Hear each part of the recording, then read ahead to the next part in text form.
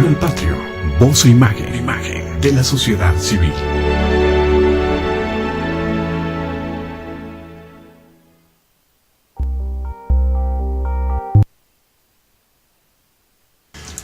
Estamos aquí de regreso con un tema muy interesante.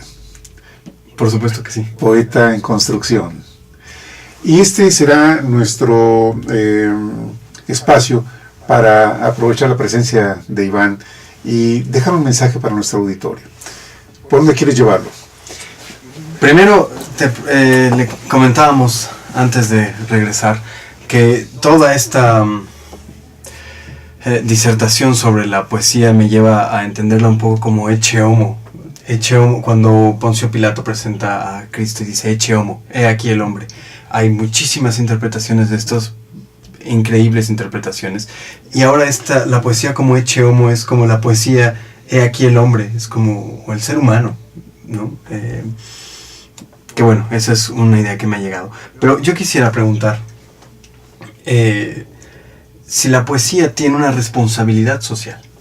O se crea la poesía... También, ¿sabes qué? Una cuestión técnica, Iván, si nos permites. Una diferenciación entre poesía y poema, ¿sabes?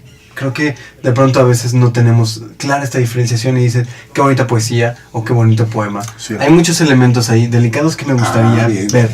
Pues un poco la construcción o deconstrucción. Claro. Y después atender si existe una responsabilidad, si la poesía tiene una responsabilidad social o no. Y esto, por supuesto, tal vez conlleve al poeta. Sí. La poesía, de algún modo, es una forma de vida, es una actitud, es una elección en tu camino. La poesía es una colección de imágenes, de representaciones, a través de la palabra, a través de la escritura, incluso a través de la imagen. Hay una poesía visual, una poesía sonora, y esto no es nada nuevo. Existe desde el huevo de Simias de Rodas, siglo V a.C. No es ninguna novedad de Apollinaire ni de las vanguardias recientes. El acto poético es tan viejo como la revelación que el arte tiene frente a la muerte. El poema es el resultado. El poema es el objeto vivo, el objeto acabado. Acabado, también esto es relativo, porque el poeta propone un poema y lo firma y lo publica, y si tienes mucha suerte, en México no sucede esto, hasta vendes el libro, ¿no? El libro de poesía. Pero el poema realmente continúa su camino, su sobrevivencia y su crecimiento cuando penetra al lector, cuando lo insemina, cuando lo pluraliza, cuando lo potencia, cuando lo hace estallar. En ese momento realmente es que el cuerpo viviente del poema cobra un sentido.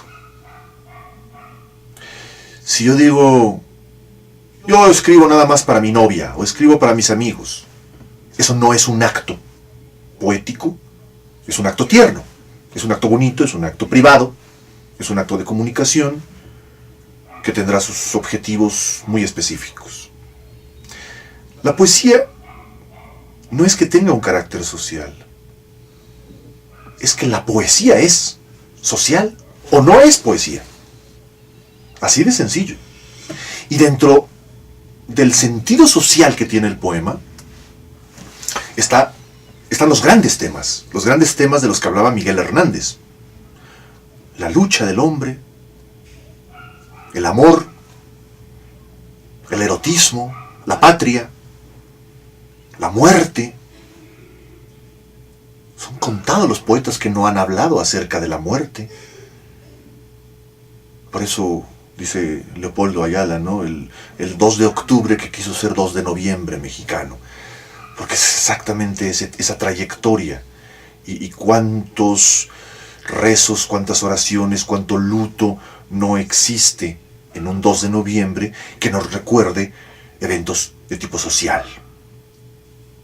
En México, el 2 de noviembre se ha convertido también en una remembranza de una gran cantidad de muertos que ha habido por enfermedades como el SIDA. El Día de Muertos es remembranza de desaparecidos, de acribillados, bueno, cuántos muertos no sucedieron el sexenio pasado y están sucediendo en la actualidad, en los poquitos 2 años del sexenio presente. Esto es terrible, la muerte, acostumbrarse a vivir en torno a la muerte.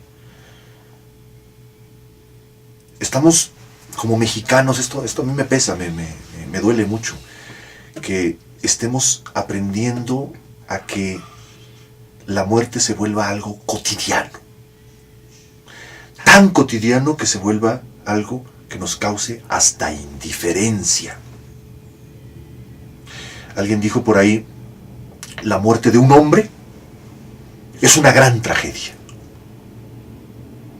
Pero la muerte de 20,000 es un dato estadístico.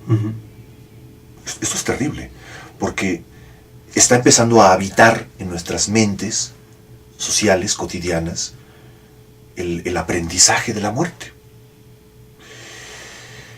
Esos son los grandes temas de la poesía también. Nunca la poesía ha escapado al compromiso social, porque la poesía milita en la necesidad de conquistar a una mujer por medio de un poema, de conquistar un beso, de conquistar una caricia, pero también de conquistar la libertad, de conquistar la igualdad, la justicia en una patria. Y ahí tenemos grandes cantos, grandes poemas de largo aliento, desde el poema que da sentido a nuestro idioma, el castellano, después el español actual, con el Cid, el mío Cid, Ruy Díaz de Vivar. El cantar del mío Cid es un cantar de gesta que unifica a una nación, como la chanson de Roldán en Francia, como el ciclo artúrico en Inglaterra, el anillo del Rin en los países de Alemania, y así cada gran sociedad ha tenido su poema que ha inventado a la patria. ¿Qué sería de México sin ese maravilloso poema que nos da sentido de Ramón López Velarde, El Suave Patria? ¿Qué es ese poema que es un parteaguas? ¿Qué sería de la historia de América y del sentido femenino impregnado en la poesía sin el primero sueño de la más grande de las poetisas que ha existido en el mundo, que es Sor Juana Inés de la Cruz? Y perdón que aquí me apasione, pero es que Sor Juana, de veras, yo amo a Santa Teresa, pero Sor Juana es grande. Ese primero sueño es digno de escribir 1 y 10 y 100 libros en torno al análisis, a la comprensión hermética, astronómica, científica, alquímica, del conocimiento que encierra Sor Juana en ese maravilloso poema, que ya Elías Trabulce lo ha analizado, y Ezequiel A. Chávez y una gran cantidad de filólogos. La poesía toca todos los temas y está en todas partes. Ecce homo. Ecce homo.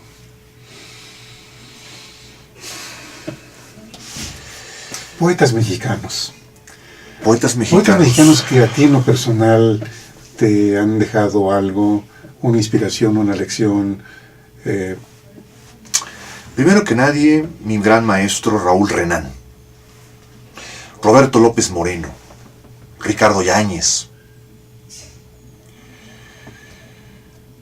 González Rojo, Leopoldo Ayala, Efraín Huerta. Esos han sido poetas que me han determinado, ¿no? Mexicanos, que los quiero mucho. Te hago este comentario, Iván, porque Creo que a los mexicanos nos hace falta elevar nuestra autoestima Por y supuesto. reconocer más lo valioso que tenemos en México. Por ahí va la intención de la pregunta. Claro. Poder reconocer que tenemos grandes baluartes. Yo soy de San Luis Potosí Sí, y Manuel José Otón para nosotros significa un símbolo. sí, por supuesto. Yo recuerdo que en la preparatoria, Otón inventó los volcanes mexicanos. Punto. Si no existen los volcanes en la poesía de Otón, pues no existirán en la geografía. Yo así lo veo. Primero son los volcanes que inventó Otón. Él le dio un sentido a la naturaleza de la patria mexicana. Tu paisano. y cuando te decía, estábamos en la preparatoria, un grupo de amigos que sí escribieron, que formaron el Círculo Literario Manuel José Otón. Y algunos de ellos continúan escribiendo. Estoy hablando de que esto fue en los años 60. Sí. Había una inspiración yo creo que el ambiente también influye, supongo, en este caso en la universidad, en mi universidad, en la preparatoria. En nuestro edificio era el edificio central de la universidad, lo que es la Plaza de los Fundadores en San Luis Potosí. Sí. Ahí se creó, ahí inició la ciudad de San Luis Potosí, con la iglesia de la Compañía, jesuitas, en la esquina, y a un lado lo que fue el seminario, y después se convirtió en la ahora actual Universidad Autónoma de San Luis Potosí. Y creo que también este ambiente favoreció a los jóvenes en aquel entonces, porque la universidad se prestaba, Radio Universidad daba la posibilidad de que los jóvenes participaran con lo suyo, con su obra. Había juegos florales. Sí. Yo no sé si siguen existiendo, pero San Luis Potosí, Querétaro, Veracruz, en Jalapa, Guanajuato, eran de las universidades muy participativas en los juegos florales. Hoy en día,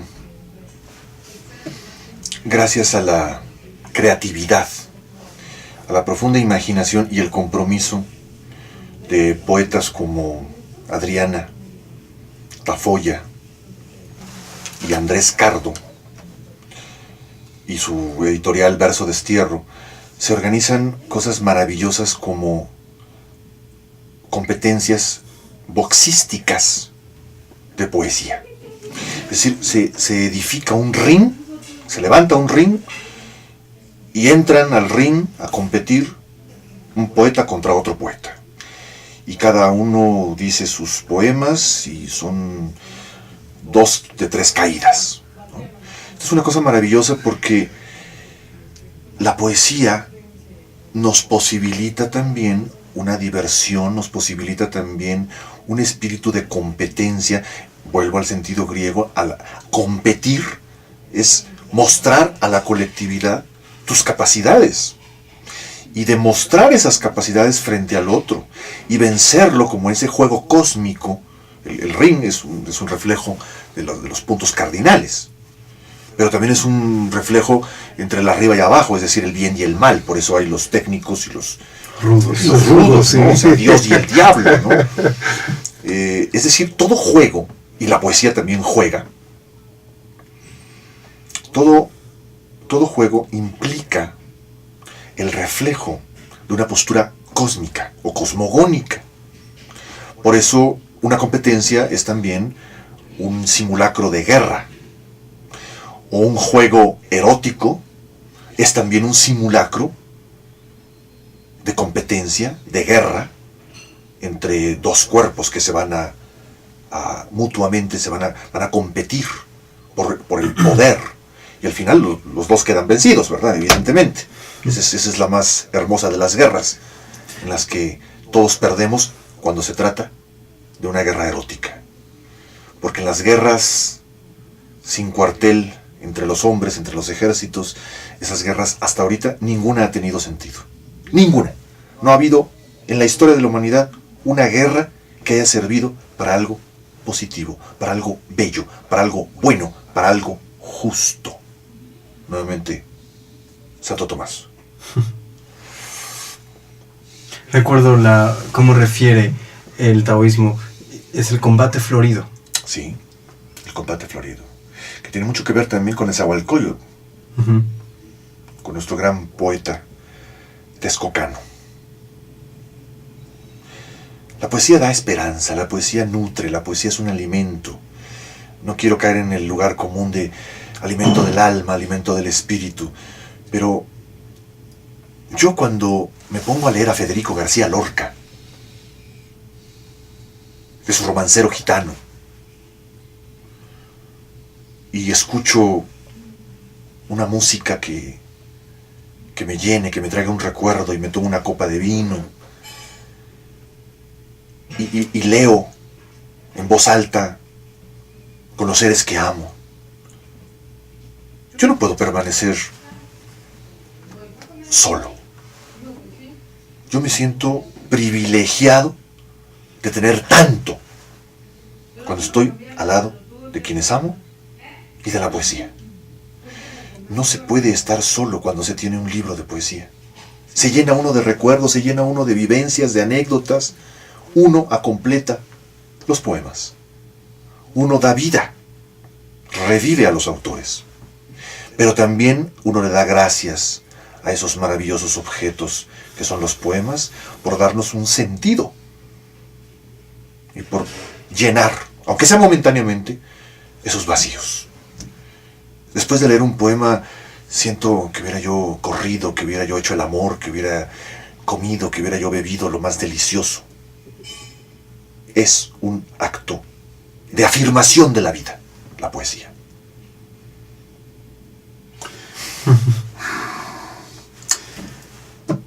¿Por dónde empezar a tomarle el gusto a la poesía? ¿Qué leer? ¿Qué hacer para poder irse acercando Sí, a la poesía? sí.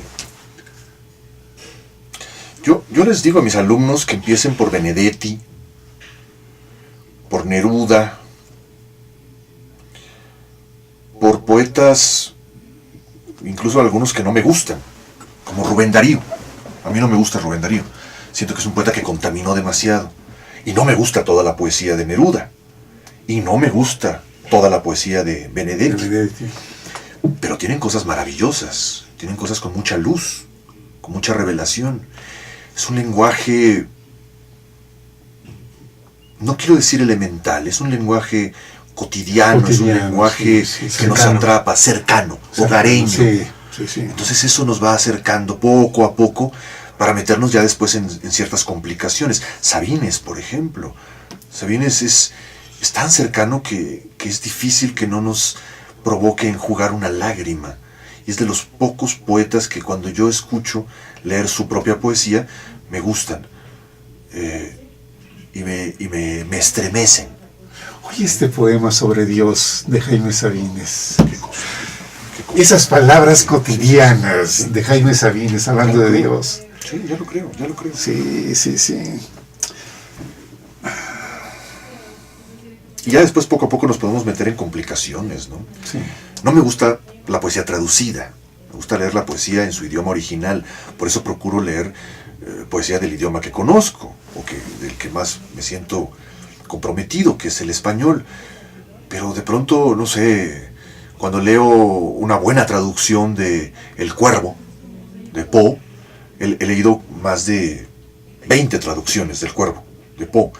De la Ilíada y la Odisea, conozco más de 6 traducciones.